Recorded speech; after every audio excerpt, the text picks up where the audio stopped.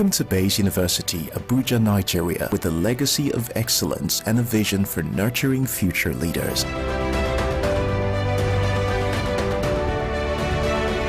Bayes University is in a league of its own. We're all about our people, processes, and technology. Bayes is one of the highly rated universities in Nigeria in terms of product quality standards. We don't just produce graduates, but groom people into employers of labor. And it has made us understand that learning is all about three things. We learn, we unlearn, and we relearn. Bayes University Hospital offers a range of specialized services equipped with the latest technology, manned by a team of trusted professionals. And now, our vision extends beyond our walls with the Baba Ahmed University in Kano following our lead. Join us at Bayes University and invest in your future today. Bayes University is the institution that you will get the best value for money education in Nigeria. Bayes University. Learn to live.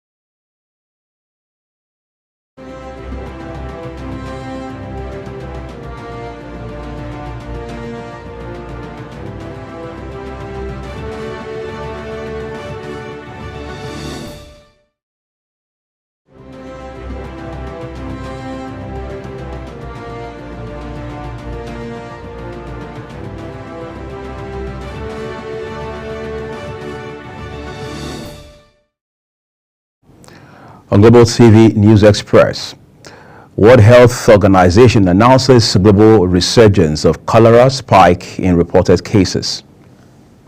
Kano government orders demolition of Aminu Ado Bayer's palace. On the foreign scene, Namibia court overturns law criminalizing same-sex relationships. And in business, Debt Management Office says public debt hits 121 trillion naira. In sports, Wales Football Association sacks Rob Page after Euro 2024 qualifying miss. Hello and welcome to all our viewers in Nigeria and around the world to News Express on Global Television, coming to you live from the nation's capital, Abuja. I'm Uyi Agmofwebe. We'll begin by telling you no fewer than 37 deaths have been recorded in the current cholera outbreak, which has hit 30 states, including Lagos and Ogun. Special Advisor to Lagos State Governor on Health, Dr. Kemi Ogunyemi, in a statement by the Director of Public Affairs in the State's Ministry of Health, Tobuso Ogunbawo, said the state had recorded an additional 6 cholera deaths as against the previous 15. She said cholera cases had risen to 401 in the state. Nigeria Center for Disease Control and Prevention, in its recent report, said from January 1 to June 11, 2024, over 1,140 suspected and over 65 confirmed cases of cholera, resulting in over 30 deaths, had been reported from 96 local government areas across 36 states. In the meantime, World Health Organization has announced a spike in cholera in several regions of the world, with almost 195,000 cases and over 1,900 deaths reported in 24 countries since the start of the year. The agency's Eastern Mediterranean region reported the highest number of cases, following the African region, the region of the Americas, the Southeast Asia region, and the European region. In its bulletin released, World Health Organization, in a statement, noted that there are no reported cases in the Western region. The United Nations Health Agency said it exhausted its global stockpile of oral cholera vaccines, also called OCV, by March, but was able to exceed the emergency target of 5 million doses in early June for the first time in 2024. Elsewhere, the federal government has announced plans to bolster its anti-banditry operations with the acquisition of 50 new aircraft scheduled to arrive between now and next year. The initiative is aimed at strengthening security efforts in the northwest region and across Nigeria as terrorists occupied the Kainji National Park in Niger State. Chief of Air Staff Marshal Abubakar Bala disclosed that the air fleet would include 12 AH-1 attack helicopters, 24 M346 attack helicopter, 12 Augusta Westland 109 helicopters, and 2 CASA 295 medium aircraft. Abubakar stated this during the inauguration of new facilities at the 213 Forward Operational Base in Katsina State. The Academic Staff Union of Universities, ASU, says alleged failure of the federal government to resolve its demands is an invitation to the impending paralysis in Nigeria's public university system. Similarly, the union alleged that lack of sincerity on the part of the federal and state governments to address the issues has worsened the living and working conditions of academic staff in public universities. Addressing journalists after a protest walk by the university lecturers over the contending issues with the government, the union's chairman, Kano University of Science and Technology, Dr. Aliyu Ahmad, urged the public, especially critical stakeholders of the Nigerian university system, to hold the federal government responsible if the union proceeds on strike at any time. West African Examination Council (WAEC) in Nigeria says it would gradually eliminate the use of papers in the conduct of its examinations. Dr. Amos Dangut, who is head of national office, disclosed this after monitoring the conduct of the ongoing West African Senior Secondary School Certificate Examination in Abeokuta, Ogun State capital. The WAEC boss explained that the Commission is planning to deploy electronic devices to various recognized examination centers across the country for the future conduct of West African Senior Secondary School Certificate Examination. He said the deployment of the devices would eliminate the current use of paper registration of candidates and detect all forms of malpractice in the centers. Kano State government has directed the Commissioner of Police to remove the 15th Emir of Kano, Aminu Ado Bayero, from the Nasarawa Mini Palace where he currently resides.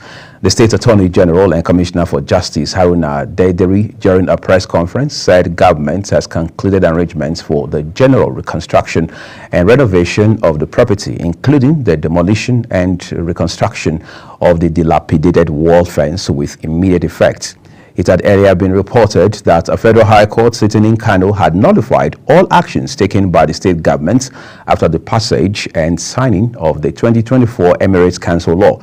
The presiding judge, Justice Abdullahi Liman, gave the ruling yesterday. The Independent National Electoral Commission, INEC, has warned all political parties involved in the off-cycle governorship elections in Edo and Ondo states to avoid the use of hate speech and offensive languages in the conduct of their campaign for the elections. The commission also said that parties contesting the election should avoid carrying arms to venue of such campaigns, which must be communicated to the commission and the Nigeria Police at least 10 days before the campaign. This was contained in the guidelines for campaign released by the Commission, while also saying that in accordance with the provisions of the Electoral Act, all candidates in the election should be allowed access to public facilities for their campaign activities. Bauchi State Government has announced plans to revitalize its tourism sector, noting that the move is to attract visitors from far and wide. This was contained in a statement by the Commissioner for Tourism and Culture, Abdul Hassan, while speaking with tourism ambassadors of the state who paid him a courtesy visit in his office. He stated that the state is committed to unlocking its vast tourism potential, maintaining that key projects are underway, including the refurbishment of the iconic Yankari Game Reserve, which has reached a 50% completion rate. Let's take you to Nigeria's southwest now, where Ondo State government says necessary legal action will be taken on the judgment nullifying the creation of the 33 local council development areas in the state. Government's reaction is contained in a statement by the Attorney General of the state, Kayode Ajulo, and made available to newsmen in Akure, the state capital. In a bid to restore order and ensure smooth traffic flow, Lagos State Traffic Management Authority has impounded 40 vehicles operating in illegal garages and causing road obstruction in Oyingbo, Ijora and Idumota areas. This was disclosed in a statement by Lagos State Traffic Management Authority, noting that the agency's enforcement team, led by Kayode Odunuga, had carried out the operation under the guidance of Special Advisor to the Governor on Transportation, Shola Giwa. The team, he noted, particularly targeted illegal garages that had been causing persistent traffic jams and inconvenience for residents and commuters. And now to some legal matters. Justice James Omotosho of the Federal High Court Abuja has adjourned to July 15 the trial of the Chief of Staff to Kogi State Governor Ali Bello and his co-defendant Dauda Suleiman in an amended money laundering charge. The charge was instituted by the Economic and Financial Crimes Commission. The defendant, who is a nephew of the immediate past governor of the state, Yahaya Bello, was arraigned before the Federal High Court in Abuja over his alleged complicity in the diversion of over 10 billion naira from the state's treasury. The Inspector General of Police, Kayode Egbetokun, says the management of the force will not allow untrainable and persons of questionable character be recruited into the police force. Egbetokun made the revelation while fielding questions from journalists in Abuja on the sideline of a conference with the commissioners of police and other senior officers of the force. Sharon Ajay has details for us. Speaking on the controversy over the recruitment of constable and the allegations by the Police Service Commission, PSC, the Inspector General of Police, Kayode Egbetokun, maintained that the Nigerian police force is a specialized institution that is not meant for all Nigerians. He cannot sit down and look on and see how recruitment into the police force is anyhow. He cannot afford to disappoint the officers and men that he's leading. We are doing everything possible to make sure that qualified and trainable individuals are recruited into the police. The police boss also directed the continuation of the police barricade on all local government secretariats in Rivers State to prevent a breakdown of law and order. This issue, you are all aware, is in court. The police will wait for the outcome of the court case. Whatever the court decides is what the police is going to do. Yes, we have our men barricading the secretariats as at now. We are doing that to prevent breakdown of law and order in that state. He added that the police will continue to occupy the secretariat until a court of competent jurisdiction delivers judgment on the local government crisis in Rivers State. Sharon Ajay reporting for Global TV News. Thank you, Sharon Ajay. You're watching News Express, coming to you live from Nigeria's capital, Abuja. We're on Star Times, channel 276. Kindly follow us across all social media platforms using our Global TV NG and other handles as you now see on your screen. When News Express returns, Nigeria Employers Consultative Association, NECA, urges organized labor to prioritize job security. We have this and more for you behind this short break. We urge you to stay with us.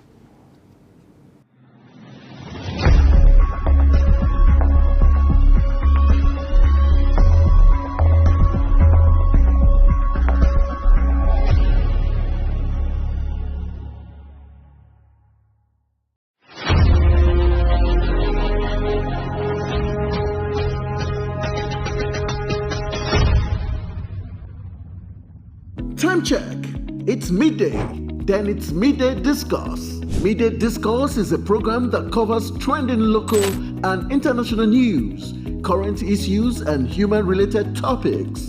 Join Samuel Odi weekdays 1 p.m. on Global Television. The discussion starts here. For an insightful idea that takes the center stage and the conversation that gets beyond the headlines, to explore the lasting impact of political decisions, Big Talk got you covered.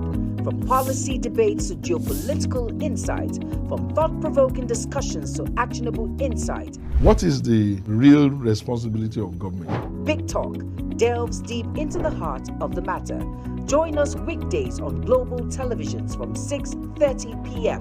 for a reverting journey into the heart of politics, where we dissect issues shaping our society. Is the desk on Global Television? Nigeria. Come join Anthony Momodu on television's most compelling and facts-finding talk live show. We are the Palestinians. We are the because that this country gets it right.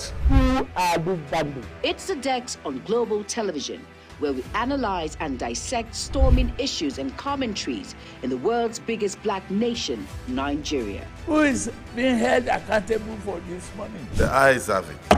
We stay and decide policies and reforms on the Dex. Tune in Mondays to Fridays, 5 p.m. to 6 p.m. on Global Television. Let's stay on the Dex.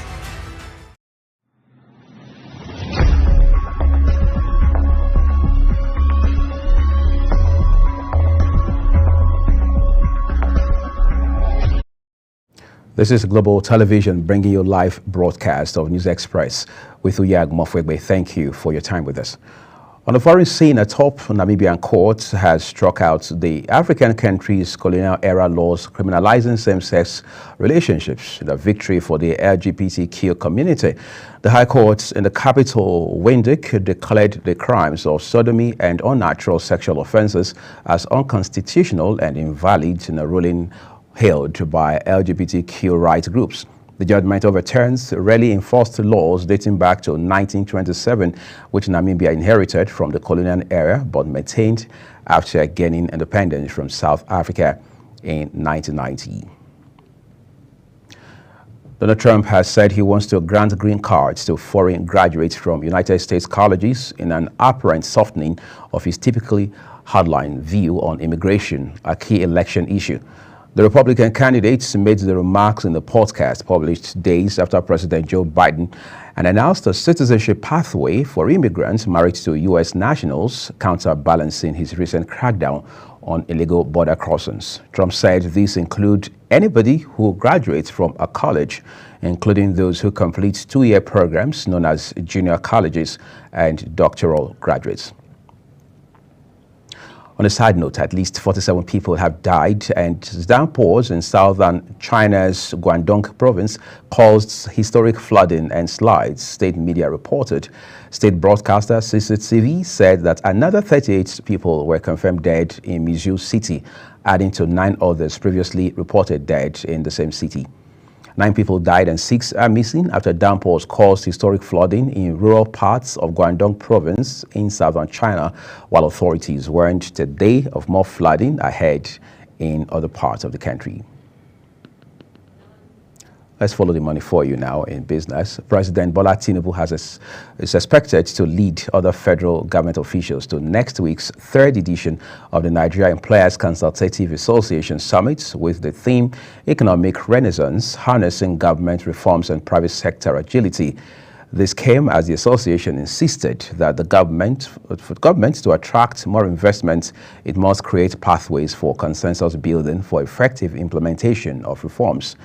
In a briefing ahead of the summit, Director General of Nigeria's Employers Consultative Association, Adewale Smart Oyerinde, stated that President Tinubu has accepted to attend the summit. He, however, noted that to achieve this, government has a responsibility to develop strategies for making the reform benefits accessible to all and identify inclusive growth pathways for equitable opportunities. The Nigeria Employers Consultative Forum has urged the organized labor in the meantime to prioritize job security in the ongoing negotiation for a new national minimum wage. The association advised the organized labor to agree with a figure that is realistic and sustainable, adding that in the last 3 years, hundreds of companies have exited the country, shut down, or changed business models. Addressing reporters during the association's forum with Labour Writers Association of Nigeria, Director General Adewale Oyerinde said organized labor should refocus its efforts on protecting jobs, boosting the capacity of the private sector to create more jobs, and ensuring sustainability and ability to pay. The Debt Management Office, DMO, says Nigeria's total public debt has reached more than 121 trillion naira within the last 3 months. This figure represents an increase of 24.33 trillion naira, or 24.99% from the 97.34 trillion naira as of December 2023. Nigeria's public debt profile consists of domestic and external debt stocks of the federal and national governments, the 36 states, and the Federal Capital Territory inclusive. On June 13, Wale Edu, Minister of Finance and Coordinating Minister of the Economy, had announced the approval of the 2 major, what he called, financial support packages by the World Bank, both valued at $2.25 billion. Still talking debts, Nigeria's total public debt has reached 121.67 trillion naira, increasing by 24.33 trillion naira, or 24.99% within 3 months. The new figure is from a total debt of 97.34 trillion naira as of December last year. The federal government has declared that it is perfecting the process of the establishment of an electricity offences tribunal with an inbuilt appeal system to speedily tackle power-related offences. It also declared that a total of 2,655,488 meters in the power sector had been tested and calibrated, as most of the equipment had been deployed for use by consumers across the country. Speaking at a press briefing in Abuja, Managing Director of the Nigerian Electricity Management Services Agency, Aliyu Tahir, stated that in line with the mandate of his agencies, it has tested and calibrated over 2.6 million meters in total. No fewer than 3 million poor and vulnerable households have benefited from the $800 million palliative loan disbursed by the World Bank to cushion the effects of the recent government policies. Of these beneficiaries, 700,000 households were from rural areas and about 2.5 million households were from urban areas. The World Bank revealed this in its restructuring paper on how to bolster its social safety net programs amidst rising inflation and economic challenges. Time to catch some excitement from the world of sports now. Sports Minister John Eno has charged Nigerian athletes to treat the upcoming African Athletics Championship in Cameroon as a perfect rehearsal for the Olympic Games in Paris. Eno made the statement following the Athletics Federation of Nigeria's announcement of a formidable list of 40 athletes that will represent the country at the African Championships in Douala. The Football Association of Wales has announced the termination of Rob Page's contract as the men's national team head coach. Page, who took over an interim manager in November 2020 and was later appointed permanently in September of 2022, led the team to significant milestones, including the UEFA Euro 2020 finals and Simru's first FIFA World Cup appearance since 1958. Chief Football Officer Dave Adams praised Page for his achievements, including the promotion of League A in the UEFA Nations League and the integration of 18 pathway players into the senior squad. Argentina star Lionel Messi has become the most capped player in Copa America history as he reached 35 appearances in the opening match of the tournament against Canada. The 36-year-old had shared the record with Chilean goalkeeper Sergio Livestone, who has 34 caps since appearing in the final of the 2021 Copa America in Brazil, where Argentina triumphed. Messi's appearance has been spread across 7 editions of the Copa, starting with the 2007 tournament in Venezuela. And still talking sports, Denmark's male footballers have refused a salary increase for playing for the national side to gain their female counterparts equal basic pay, that's according to the Players' Union. He welcomed an extraordinary measure to help take this small step in the right direction, but acknowledged there were still more glass ceilings to break to ensure equal opportunities and conditions within the national teams. Ex-WBO champion Joseph Parker has set his eyes on a rematch with Anthony Joshua. The New Zealander lost his WBO heavyweight belt to Joshua back in 2018, but both of them have mounted comebacks after career setbacks.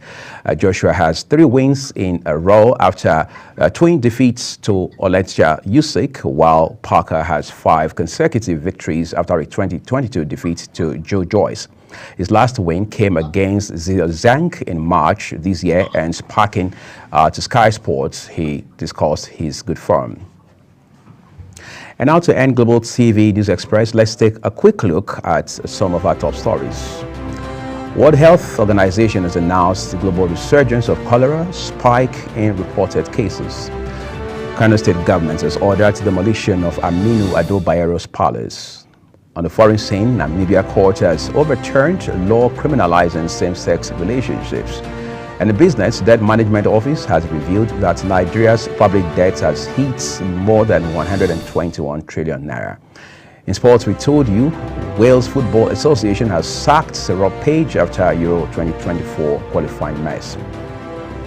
And that's all for News Express, and it came to you live from Nigeria's capital, Abuja, on Global Television. We're on Star Times, channel 276. Kindly follow us across all our social media platforms using our Global TV NG and other handles as you now find on your screen. And we at Mofobo saying a great big thank you to you for watching. At the top of the hour, we'll bring you Big Talk. Do stay with us.